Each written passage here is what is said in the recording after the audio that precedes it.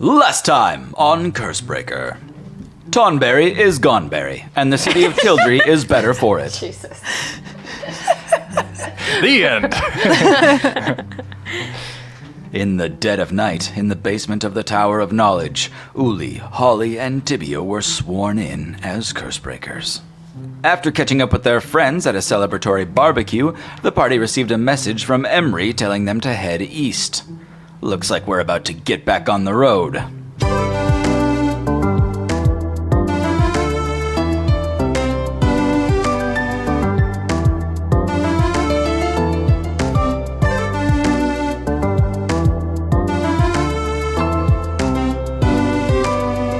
So the barbecue is wrapping up. Margot is pulling some tarps off of tables and stuffing all the garbage into big bins. The grill has been turned off.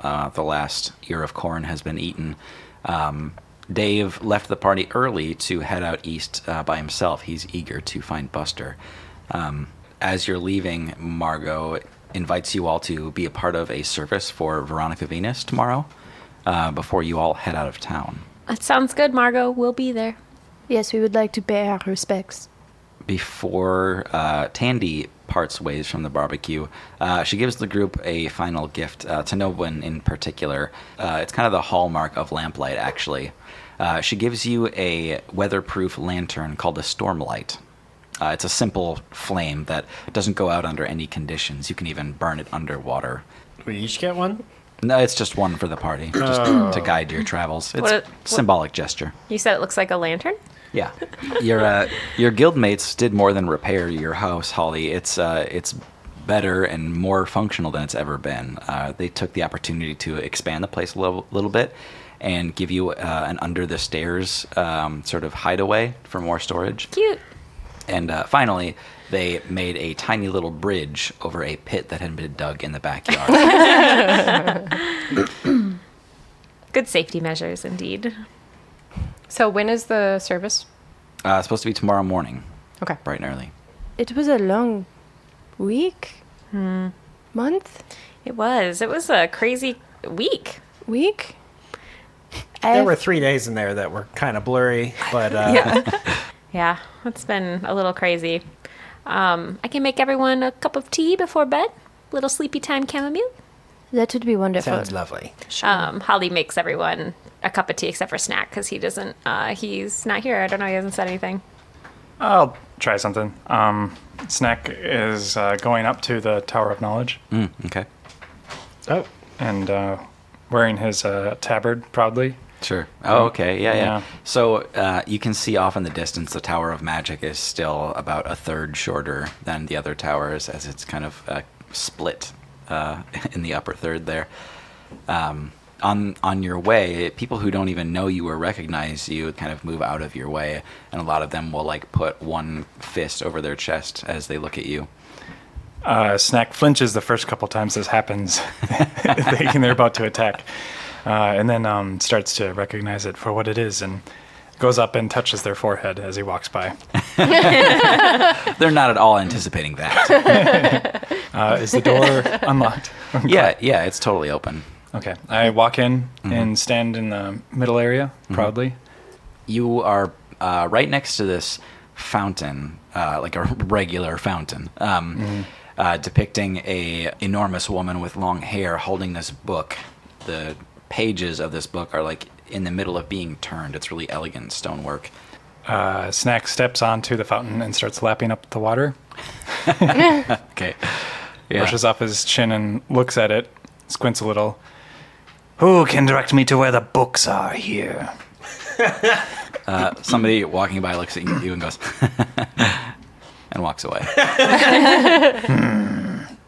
I follow them.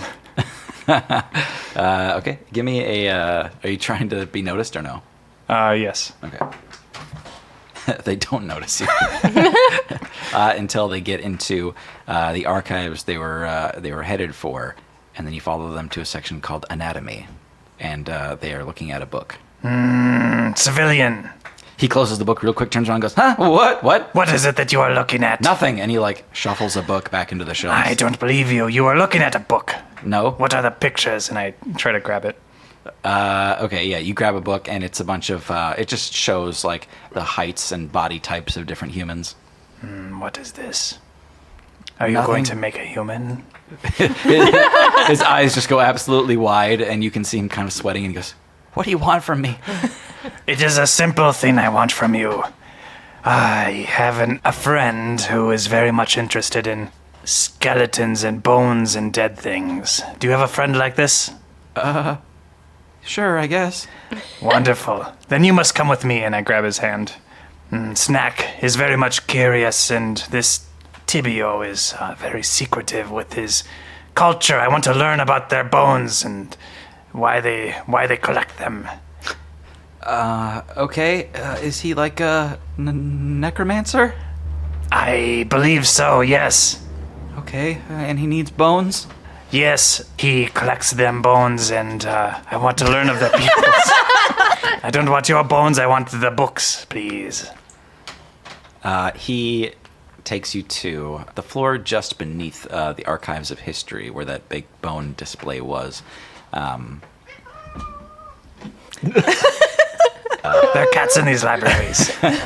They're allowed to be here.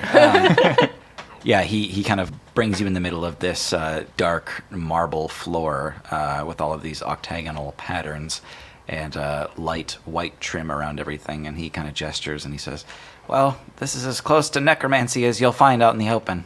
It's a lot of history about bones, but also a lot of history about dark energy." Wonderful. And I lean in close. You will not speak of this to Bert, will you? He shakes his head side to side slowly, and he says, "Are you gonna kill me?" I don't think so. He says, "I won't tell anyone." You're a wonderful human, and I hope you good luck. I wish you... I like that. I hope you good luck. This seems very Snakk. I hope you good luck with your people making. I hope you good luck with your bone making. All right, and I stare at him until he leaves. And then I look around, and I'm going to, based purely upon covers and pictures, I'm going to rifle through and grab a bunch of books and stick them in the lamp. Give me 3 D20 rolls. Okay. 13, 17, Okay. and 3. Snakk will try to fly out a window or, stealthily leave the Tower of Knowledge. Sure. Yeah, you fly out a window on the floor that you're on, and a bunch of bridges come up underneath you and just sort of follow you. They look very concerned about you. Concerned bridges? Yeah. Okay. But then you kind of get out of their range and they go back home. Snakk, so I try to sneak into Holly's house as if I had never left. Sure. Give me a stealth check. 20. Yeah. Wow.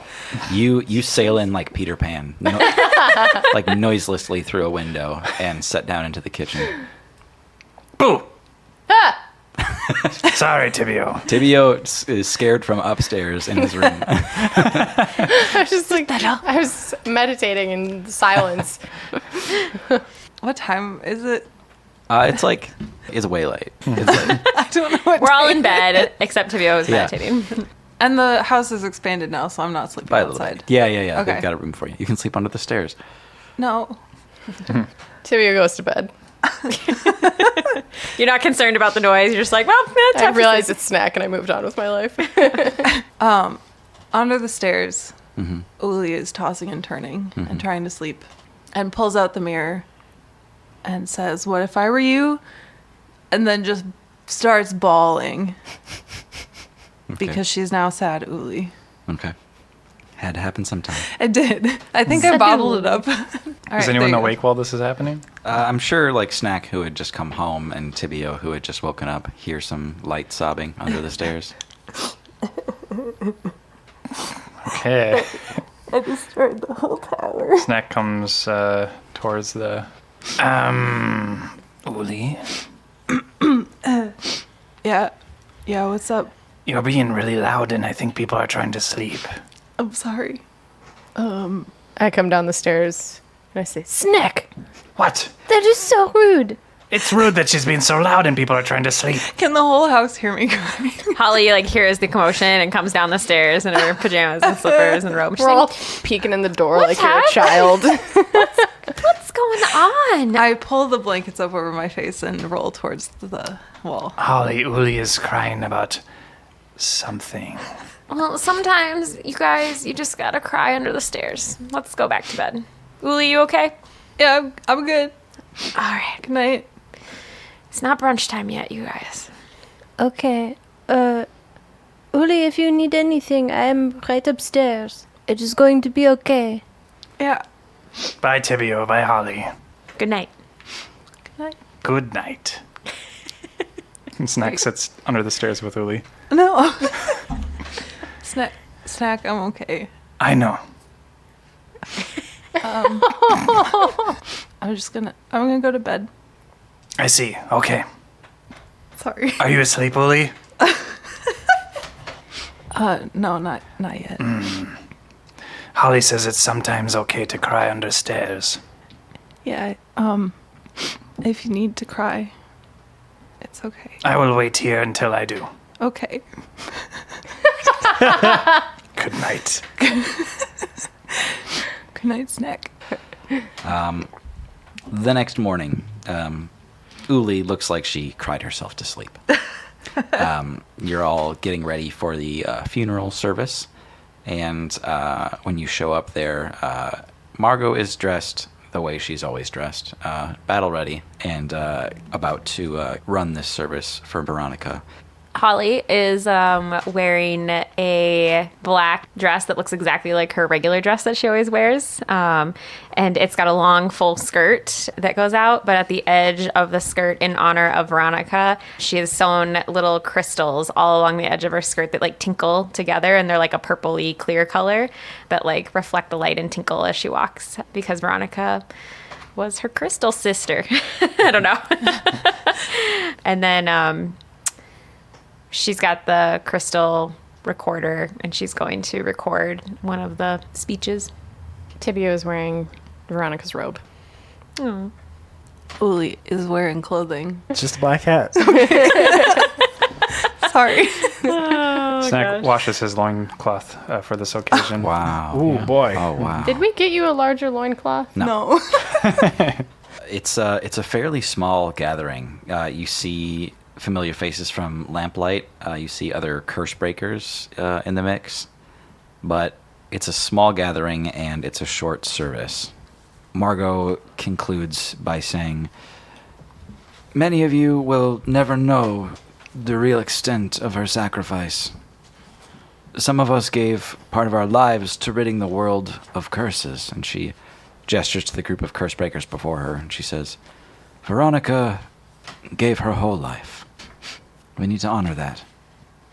And they have a closed casket of Veronica's gathered remains that kind of speak before.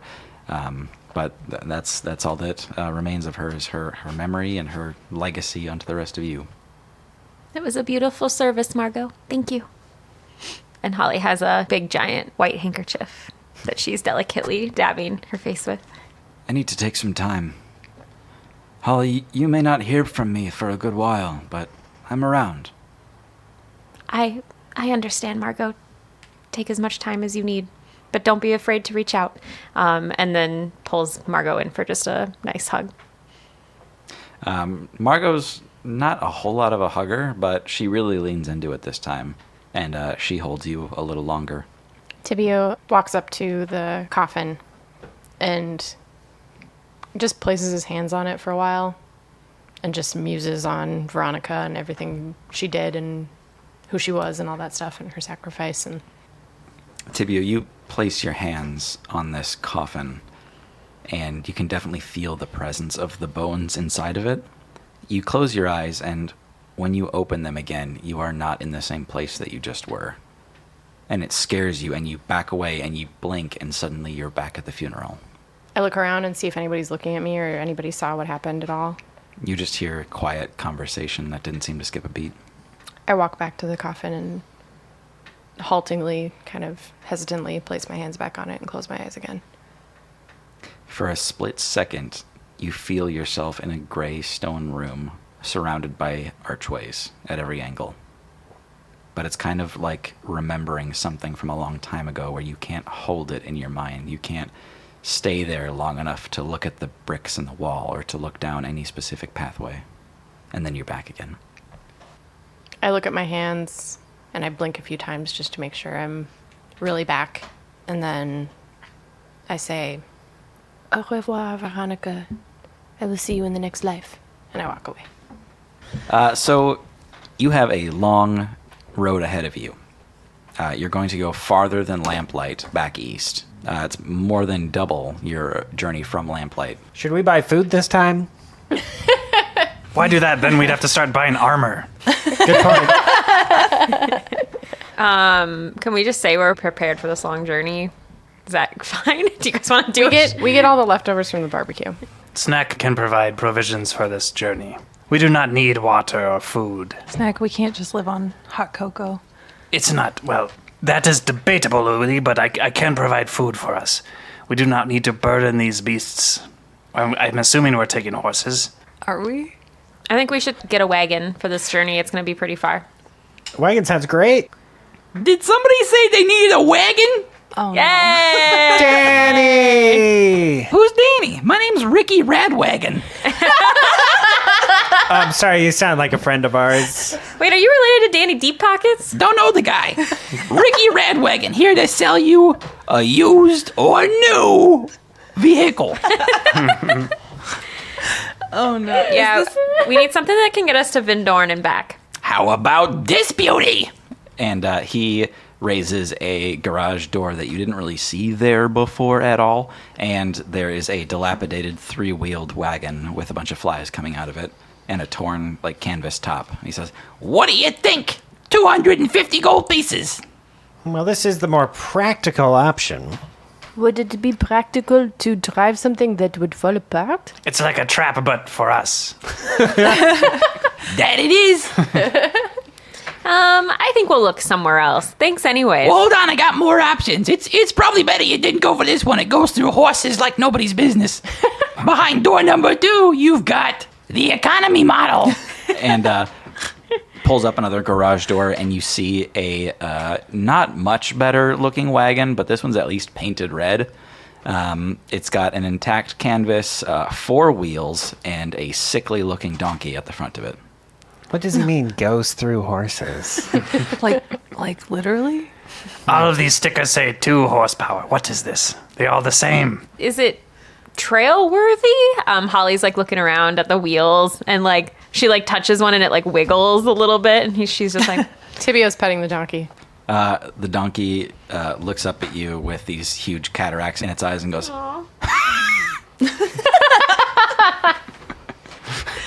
I like him. Can we keep him?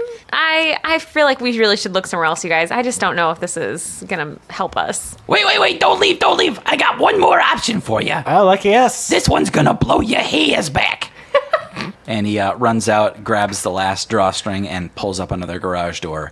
And you see an elegant, ornate, double-level, 6-wheeled wagon. Now that's a wagon. This is a top-of-the-line model. 2 floors, sleeping on the 2nd floor, amphibious, uses summon steed 12 hours a day. Can't beat that.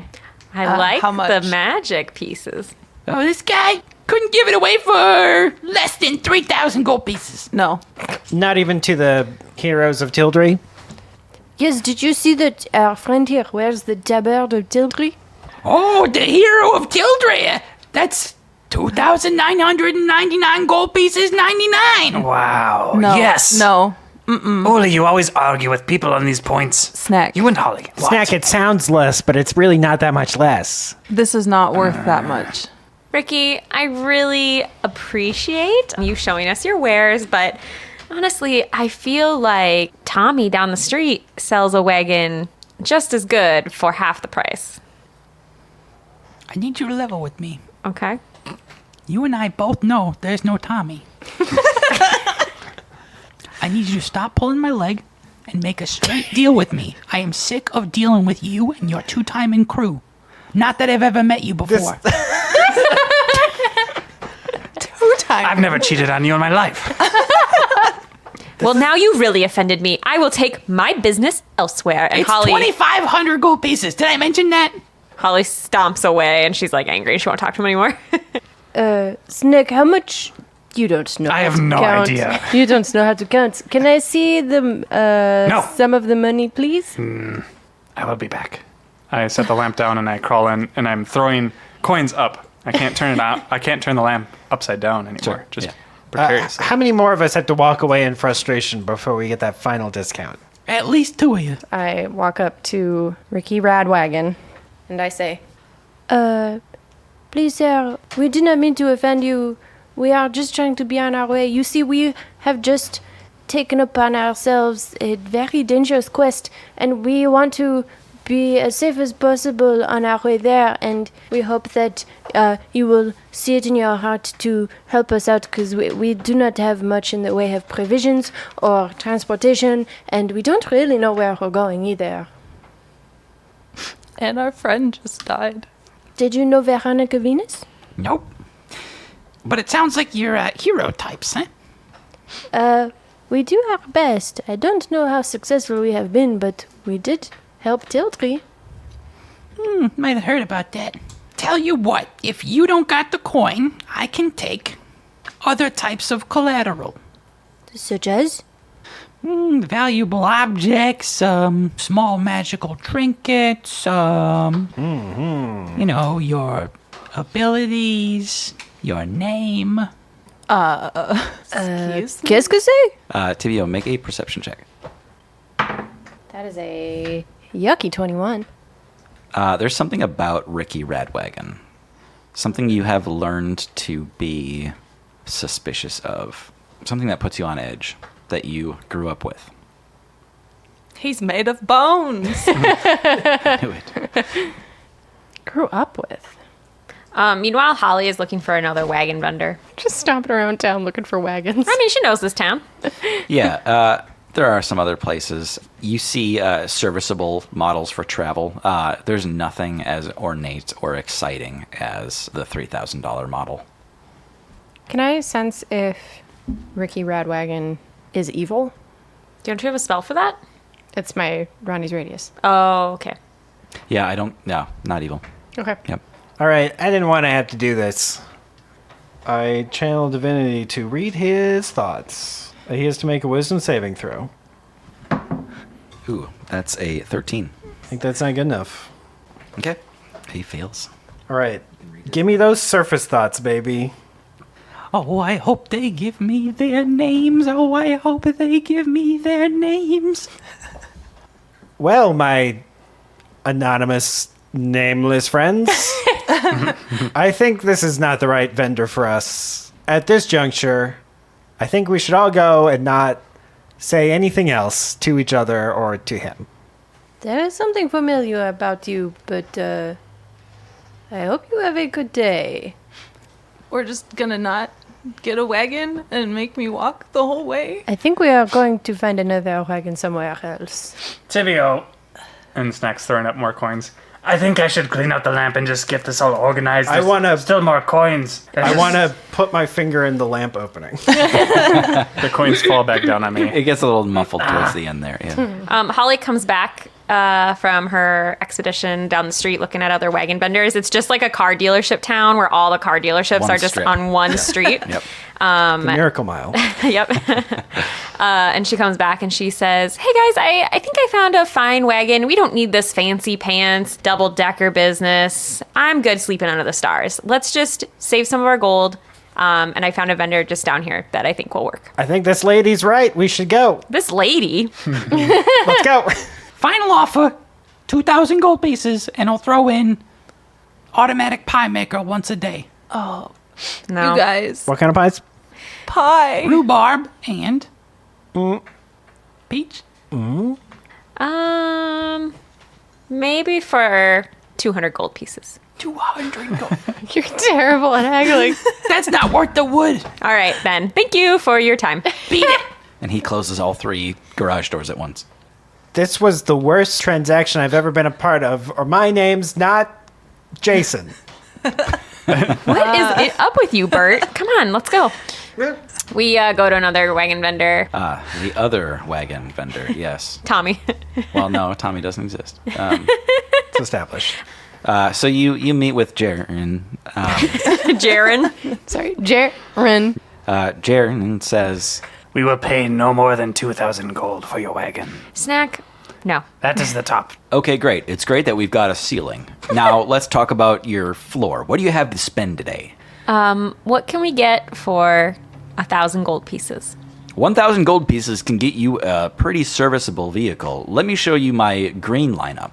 And he shows you 3 wagons that have a green sticker on them each.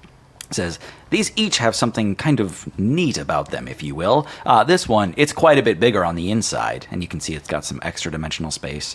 This one, it's amphibious, and you see the wheels have paddles on them and can go into the water. Don't take the one with extra Nope. dimensional And space. he shows you the third one, and he says, We just get in the wagon and it fucking blows up. and this third one, aside from being the most stylish, uses a summoned steed instead of real livestock. Do any of these catch your fancy, or would you like to take a look at the orange line? It's a step down. Jaren, my friend, how do you feel about stealing people's names? Wouldn't think of it. I like this guy. I like the one with the steed. We could probably get a real life steed, but if we just don't want the hassle, they're kind of cute though. Do we have go to- over water on our journey? Bert and Holly knows that there's a river to cross. There's probably a Yeah, we bridge. gotta fjord that river. Fjord. I got a boat. We'll be fine. I have a paper dinghy. That will carry this wagon. Will it hold the wagon? Yeah, it's a boat. All out. I don't know what a dinghy is. I just assumed it would ford It's like a river. It's cool. small. We're going to put the whole Oregon Trail in a canoe. It's like a rowboat. Yeah. It's good. It's good. I think that the one with the magic steed would be a good idea because we don't know what the land and terrain will be like. That's very considerate. Can I get a down payment from you? You can have the whole payment. Says, this is fantastic. Could I just get someone to sign for this? With our name? Or just an X on the line? Holly takes the quill and puts an X on the line. Thank you. I think we're all squared up. No more paperwork than that. Thanks for your business. How do we summon the steed? He gives the reins a yeah, and the steed shows up. You see 4 glorious hooves, a chiseled torso, and a pleasant face. And he says, "Hi, I'm Carl." Oh, is he a centaur? Centaur. Is it Carl with a C or a K? With a K. The Q. Holly's like wide-eyed, just like, wow. He says, "Giddy up, right?" Yeah, giddy up. Carl throws back his mane in the sunlight and gives a little smile and wink. He's got the whitest teeth, Holly. Does he have is he ripped? Oh, yeah. I mean, like, you see him kind of, like, turn his torso to look at you, and it's just all topography. All right, Carl, we just need to make a quick pit stop back at my house, grab the supplies, and we can get out of here. Sounds great. Hey, just one little heads up. If you encounter any kind of combat, I will disappear entirely. So don't expect me to get you out of a pinch. Got it? Got it. Sounds good. We can handle ourselves. We just need to ride you. Yes, you stay Says, well, this relationship is going to get strange. Call me when you need me. Oh, God. Okay, we get loaded up with supplies, yeah? You are, all of a sudden, on the road. You are leaving Tildry through the main gate. I was going to throw in one thing. So as the transaction's being finalized, Snakk is gone. I go up to the original wagon vendor. Oh, yeah. I pull on his shirt. Mm-hmm. Aye, I thought our dealings were done with. it is with them, but I have coin. Oh, what do you have, little roguish rebel? Door number 2, please. He opens the one with the dying donkey in it. He kind of like taps the donkey a couple times. He goes, "Hey, Get up! Hey, come on! We got people!" I want this one. And I point at the donkey. and he goes, Get up, pal! and he keeps tapping the donkey, and the donkey won't get up. Yes, I want to buy this one. Yeah, sure. That's 500 gold pieces. I'm starting to reach into the lamp and pull out some coins. Is the donkey actually dead, or is it just laying It's there? not moving. Okay. I go up to the donkey If only your cleric was there. and tap it. Okay. Is it? As soon as you get close to the donkey, it goes, and it stands up. All right, I shrug and then I grab out 500 gold coins. Okay. Yeah, he opens a bag underneath you and he goes, quick with the money, quick. Yes, of course. And you just kind of transfer it bag to bag, and he like ties his up and pulls it tight, and he kind of looks side to side and he goes, go ahead, get. Yeah, come on. What is his name? Her name. Its name. What do you want its name to be? I look at it for a long moment. I don't got much time, kid. I will think on this. Come. Come, donkey. He kind of incredulously watches you walk away with this train wreck of a train, and he just shakes his head side to side, and he says, lucky me. And he, give me a perception check. 13. He takes a step backwards and fades away. Okay. Sure. All right, I stand proudly waiting for my friends to come with their wagon. Okay. Eventually, your group was starting to look for you, and they come plodding down the street in their fully loaded caravan wagon, and they see you standing with a ramshackled wagon with a ramshackle donkey. He just wanted the donkey. Oh yeah, I left the wagon there, but I Yeah. So I untethered the donkey. Way better. Okay. I'm trying to like make cocoa, and the donkey's not eating it, and Snakk is getting a little frustrated. Okay. What is wrong with you, creature? It just kind of like looks up at you with its big blind eyes. You can speak to it. That's right. Yeah. So I do. Thank you for the reminder. I almost forgot. So I do say in beast speech. Why do you not like this offering? Did you think you'd have to voice a dying donkey today? Well, I hate to mention it, but I'm diabetic. Trying to watch my sugar intake. He's got the itty bitty donkey diabetes. Not familiar with this spell casting class. What needs do you have? I am now your caretaker. What's his name? I don't know yet. A voice in my head. What is your name? The way these things go, I think you got all the right switches to name me. Snakk feels bad. I will think on this creature. No, it's true. You can name me whatever you want. I'm effectively property of yours. Moreover, I'm okay with it. Oh my god. Fire beware. This is so dark. Do you want to get in this other wagon? No, I'll walk. But if we encounter some kind of desperate cold night, it's okay if you need to slit me open and sleep inside me for warmth.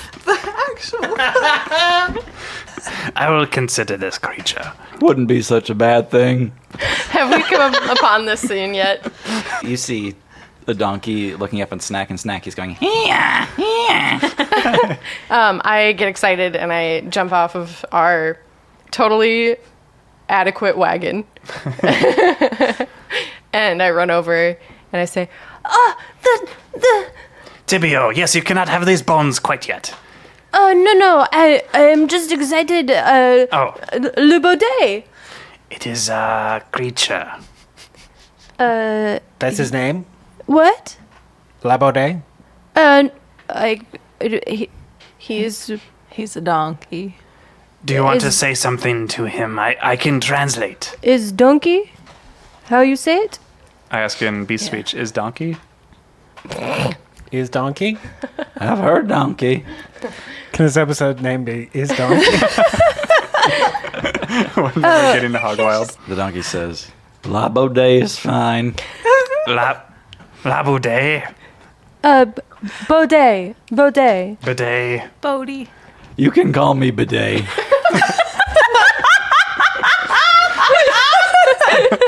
I see. Welcome, Bidet.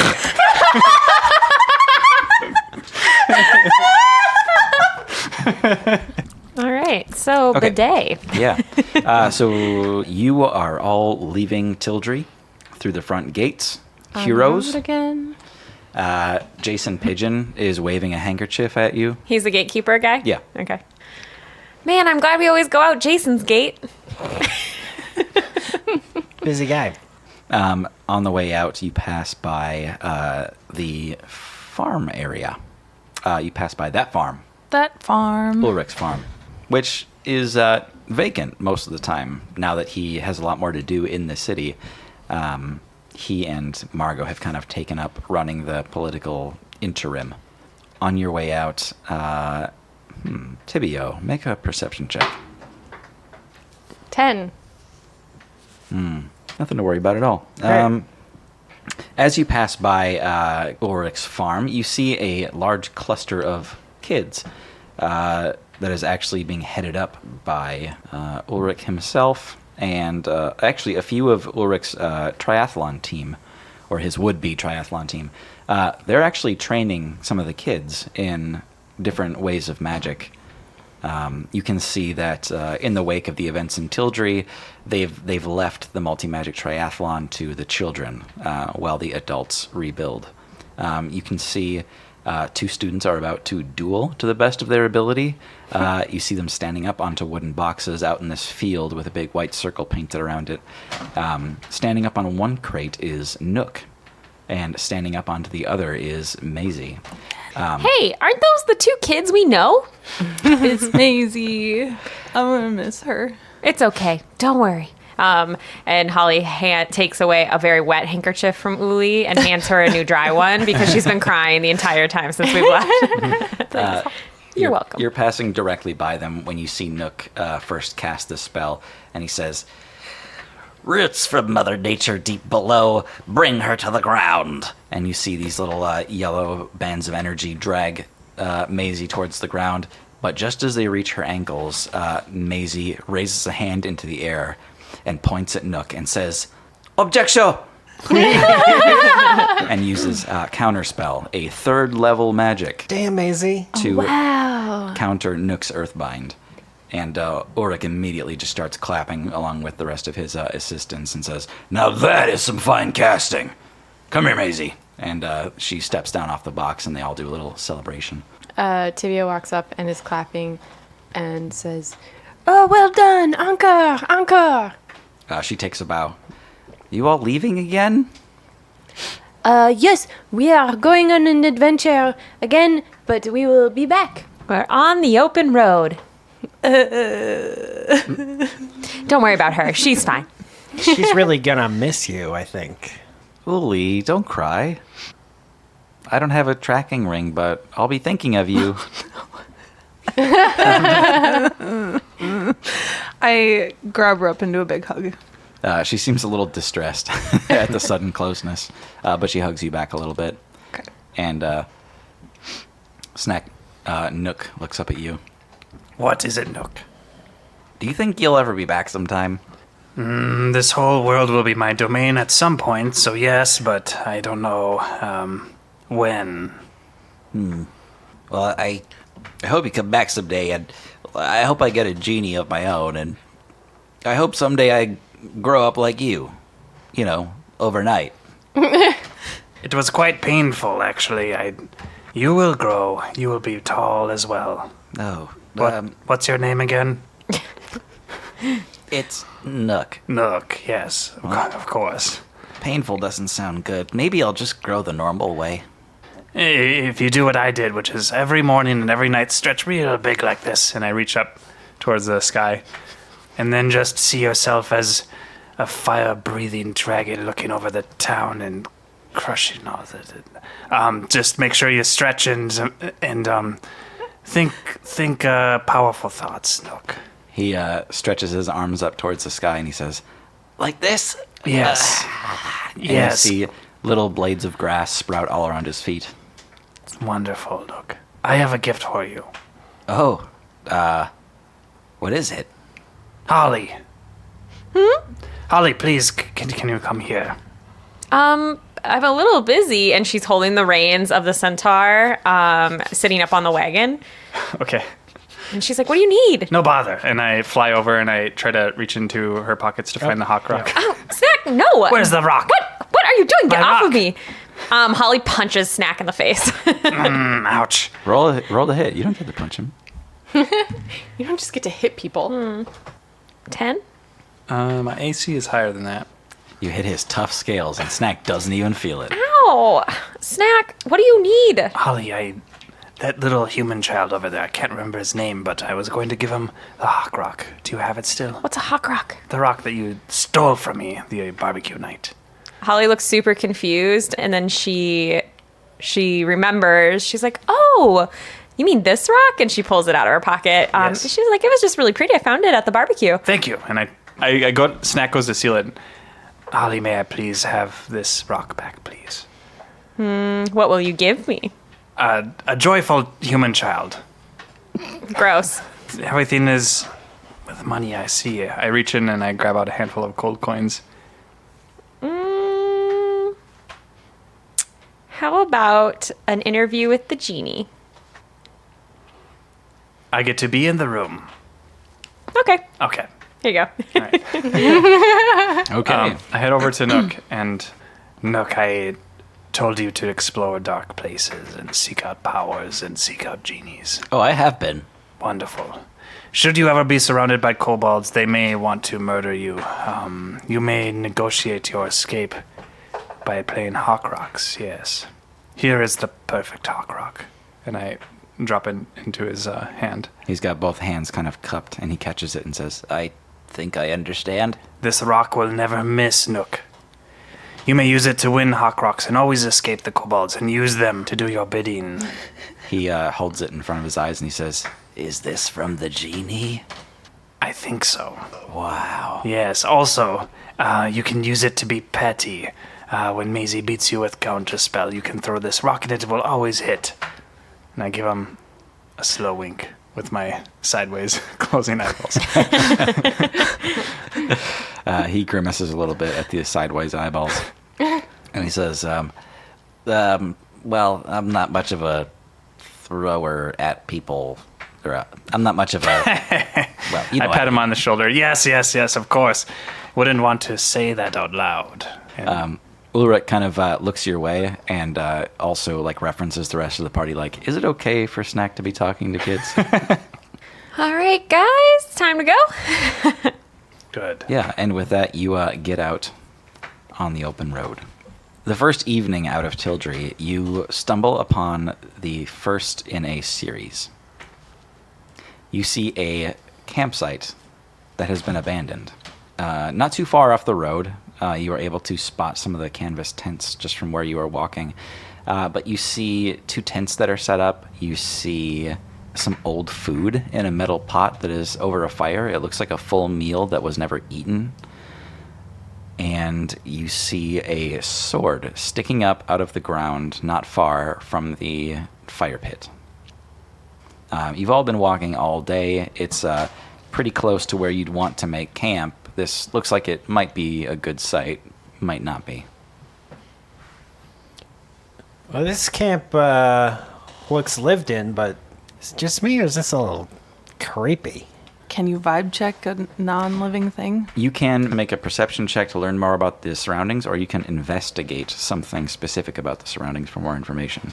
They are the same modifier. 7.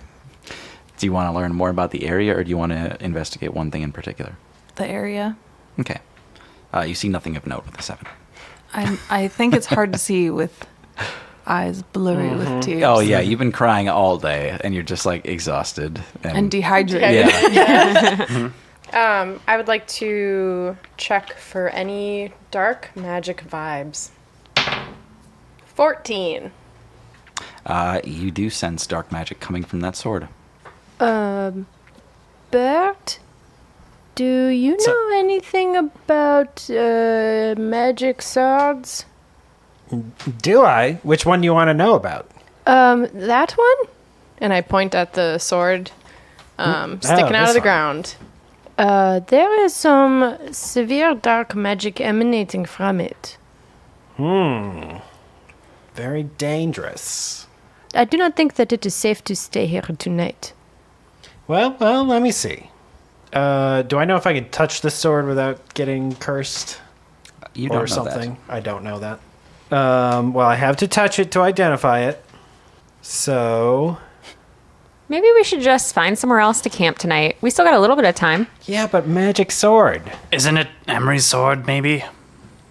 This is a short gladius type sword, not similar to Emery's. I'm with 3 Cursebreakers. I'm going to identify it. Boop. Okay. You touch the sword and you feel a good deal of levity. You feel like a weight's been taken off your shoulders. I get nothing but good vibes from this sword. It is definitely dark magic. But you feel okay? Yeah. Congrats on the new sword, Bert. Wait, what does your spell do that you're trying to do? If it's a magic item or some other magic imbued object, you learn its properties and how to use them, whether it requires attunement to use, and how many charges it has, if any. Okay. This sword is cursed with a transmutation spell. It is activated by touching the sword. Bert, you are actively becoming lighter. In fact, it only takes a few seconds to go by before you can sort of moon bounce. Oh no. I knew we should have just gone on. It also says, I know if the item was created by a spell, you learn which spell created it. I guess that's not necessarily the same thing. Bert, you learn that this sword was once a mundane object that was willfully cursed by a person. Like it was just a sword that somebody put a curse into. Whoa. I'm kind of hopping back and forth a little bit after touching the sword. This sword has quite a history. First, it used to be just a normal sword, for cutting and stabbing and slashing. But somebody purposefully put a curse into it. Yeah, and then left it on the side of the road for dummies like us to find it. Holly's like so tired and so fed up with everything, and she's been listening to Uli cry all day, and she is just like done. She's not helping. She's like shaking her head. Bird somersaults over Holly's head as she's talking. Let's have everybody roll a perception check. Oh, Lord. 5. 17. 13. 14. 9. We'll have 17. Snakk. You notice you're kind of milling about the campsite, as you often do when the group stops to look at anything. You see a tree that has a bunch of broken branches, and at the bottom of those branches is a mangled corpse that looks like it fell an enormous distance and crashed into the earth. Bert. What's up, Snakk? Snakk is flying now and kind of following Bert around. Oh, hey, looking cool. concerned. Bert, I am afraid that you will continue to float and eventually fall to your death. Why is that? Snakk points over to the corpse on the ground. Oh. Bert, you take another bounce to get a closer look, and you feel yourself coming down very slowly. Yeah, I think someone should grab onto me. Should I try to break the curse? It's kind of what we do. Holly just crosses her arms and shrugs. Uli, are you able to help, or are you too sad? I guess I can try it out. This is something every Cursebreaker probably deals with their first day on the job.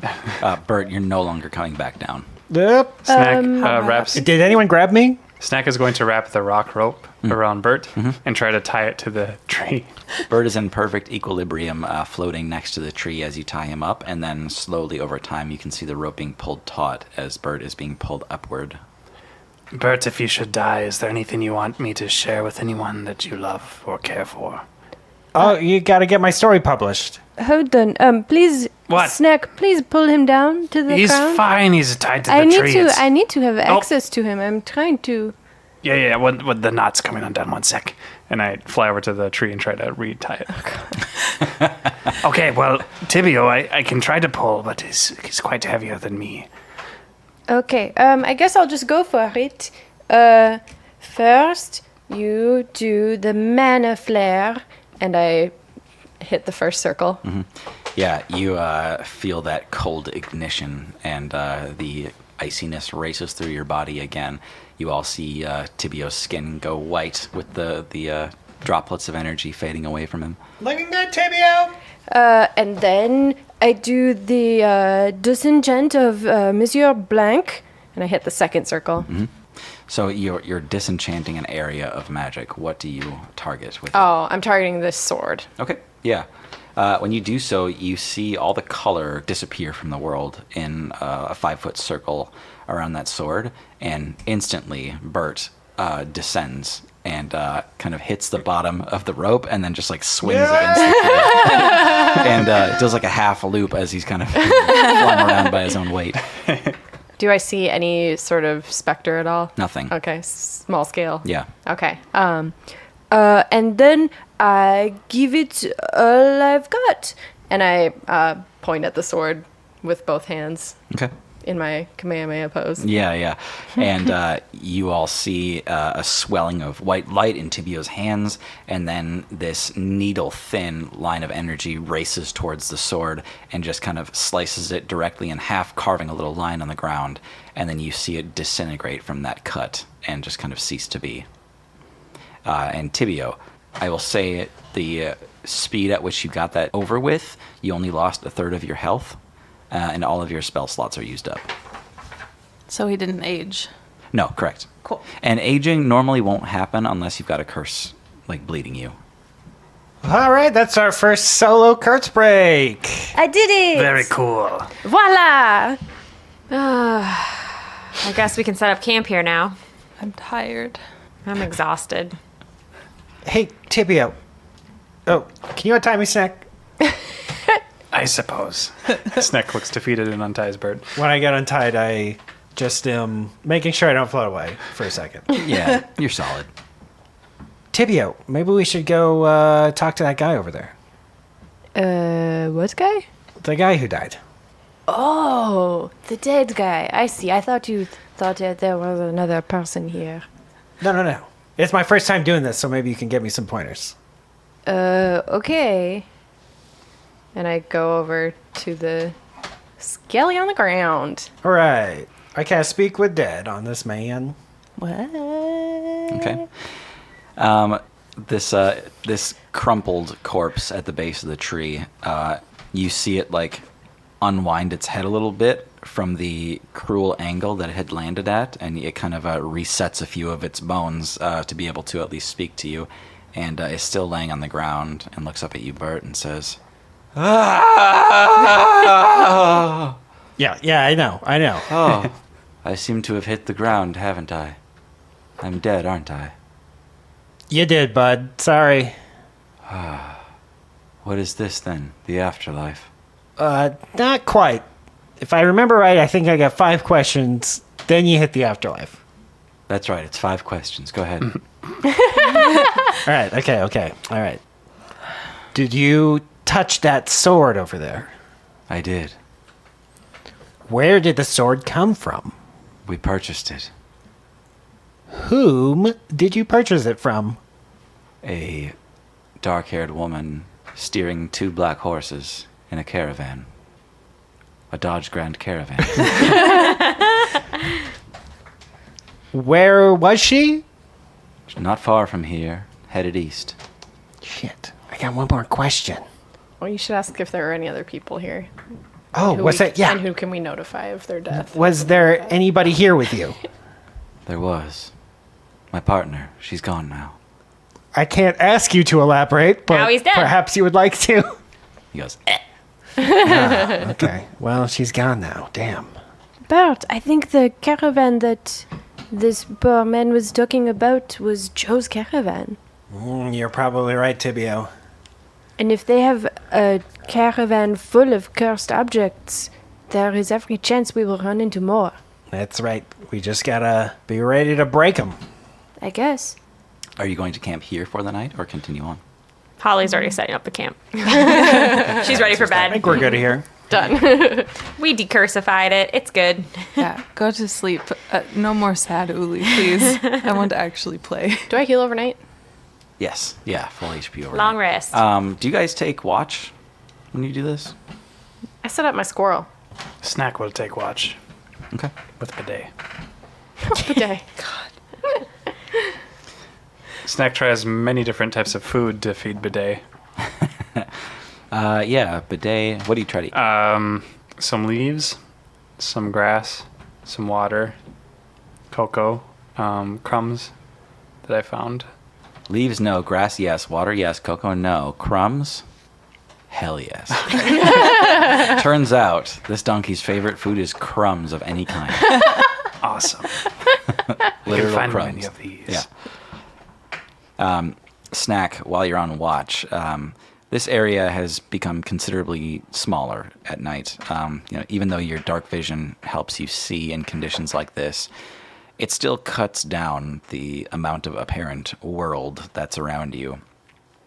In the middle of the night, a balding, old, dark-skinned man with this short white beard is walking towards your camp with a long walking staff, and you can hear him kind of jingle as he walks. It's one little ting, and then he takes a step with the staff, and then another ting. Psst. Bidet. Bidet, are you asleep or dead? No, cold embrace hasn't taken me yet. Excellent. Can you walk towards that man and I will hide behind your flank? Sure thing. I just gotta get the whole machine started here. Here we go, Bidet. Stand on back up now. And the donkey stands and begins to amble towards the figure approaching. Okay. I'm not taking any actions, just getting closer to hear. Okay. See what he's up to. He stops kind of in front of the donkey and reaches out a hand to pet it on the head. You see what that jingling was. Though he's dressed in essentially rags, he's wearing a gold necklace with 3 gold coins in a short chain. Gold discs, rather. This is my donkey! And I get up from behind Bidet. What are you doing? You were smaller last time. What is this? Who are you? Last time we met, you were so much smaller. Have a seat, won't you? We should talk a bit. Snakk shifts his eyes back and forth, but sits down on the ground. He sits cross-legged on the other side of the dim fire and says, "How have you been?"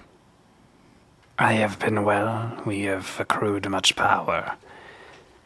I do not remember you, though. No? Then why do you cling to my scale? And you catch a glint of light in his golden necklace. Snakk stands up, runs around in a circle, and sits back down. I see. He says, "Shh, mustn't wake the friends. Yes, of course. Now, tell me of your adventures." What we have done so far is... Bert has proven himself not to be a murderer. We, through several events, have liberated Tildry of corrupt government, and now we are headed to Hogwild. Liberating a people. You have captured my interest, little one. Tell me, what is it you want? And kind of creeps into your mind.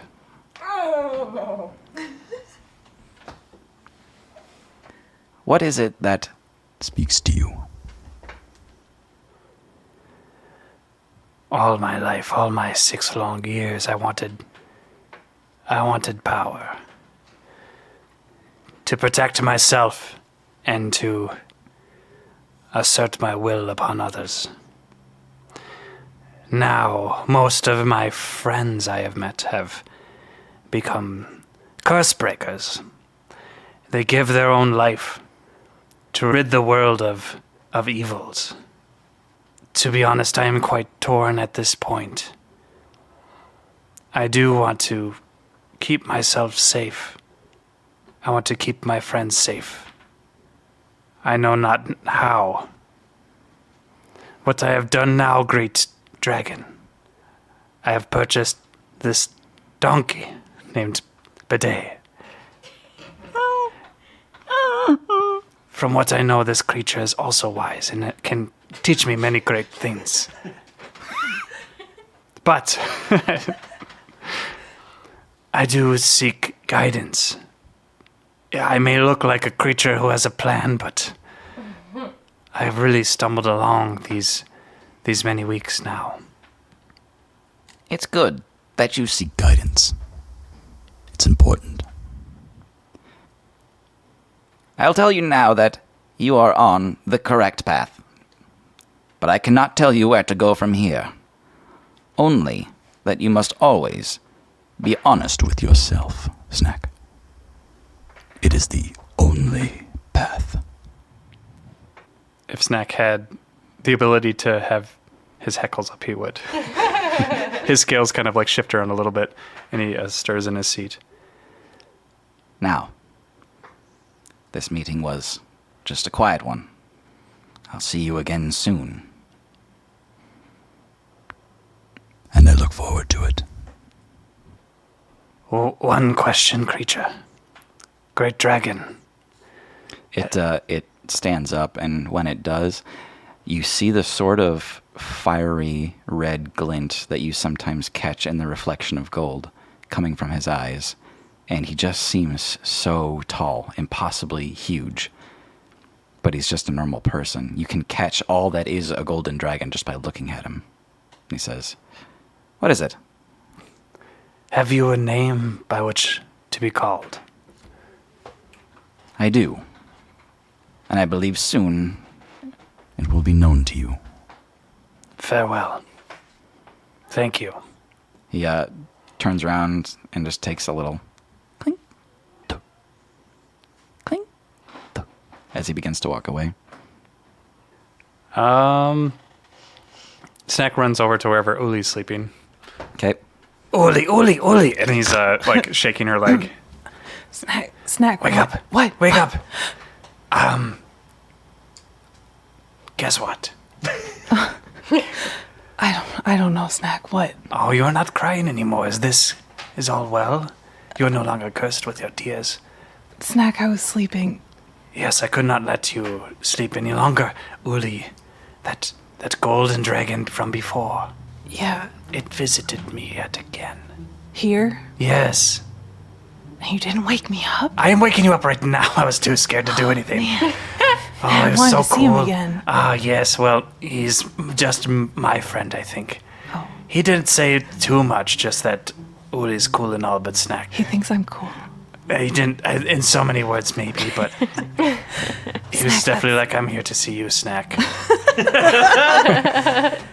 Well, that's pretty cool anyway. Yeah. So, I just wanted to let you know that your watch isn't next or anything, but good night.